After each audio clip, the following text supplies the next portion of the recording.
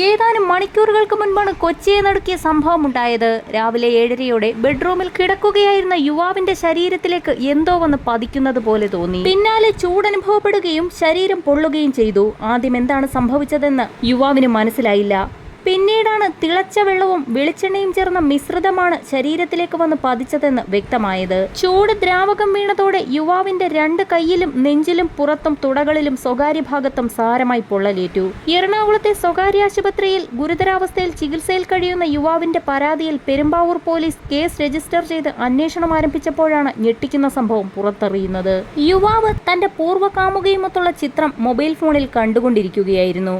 ഒട്ടും പ്രതീക്ഷിക്കാതെ ഭാര്യ ഇത് കണ്ടുകൊണ്ട് മുറിക്കകത്തേക്കെത്തുകയും ഫോണിൽ കണ്ട ചിത്രത്തിൽ കുപിതയായ യുവതി ഭർത്താവിന്റെ സ്വകാര്യ ഭാഗത്തേക്ക് തിളച്ച വെളിച്ചെണ്ണ ഒഴിക്കുകയും ചെയ്തു. പെരുമ്പാവൂർ വെങ്ങോലിയിലാണ് സംഭവമുണ്ടായത്. സാരമായി പരിക്കേറ്റ 32കാരൻ ഗുരുതരാവസ്ഥയിൽ ചികിത്സയിലാണ്. സംഭവത്തിൽ യുവാവിന്റെ പരാതിയിൽ BNS 124(1) വകുപ്പ് പ്രകാരം ഭാര്യ മാറമ്പിള്ളി സ്വദേശിയുടെ പേരിൽ പെരുമ്പാവൂർ പോലീസ് കേസെടുത്തു. സ്വകാര്യ ഭാഗങ്ങളിലടക്കം പൊള്ളലേറ്റ യുവാവിന്റെ നില അതീവ ഗുരുതരമായി തുടരുന്നു.